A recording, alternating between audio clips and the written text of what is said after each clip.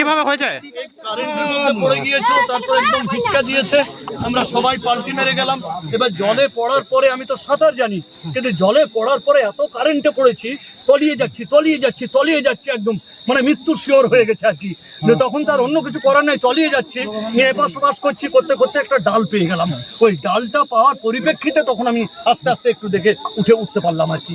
তারপর ডালটা পেয়েছিলাম বলে, নাহলে কি করে দুর্ঘটনাটা ঘটলো? অসুবিধা আসছিলাম আস্তে আস্তে কারেন্টের কাছাকাছি চলে এসেছিল, নিয়ে ওই টানতে গিয়ে আরাম করে কারেন্টের ওখানে পড়াতে সব উল্টে যাওয়ার পরিপ্রেক্ষিতে সব পড়ে গেল, আমরাও পড়ে গেলাম। কিন্তু পড়ে যাওয়ার পর তো আমরা সাঁতার জানি, কিন্তু এটা কোনো কাজে লাগেনি। এই কারণে এবার কারেন্টের মধ্যে দিয়ে আমি নিচে তলিয়ে যাচ্ছি। তাহলে আমি বাঁচবো।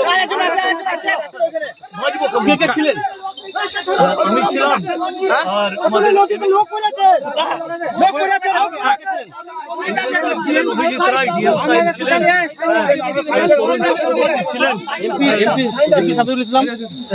এমপি সাহেব সামিরুল সাহেব ছিলেন।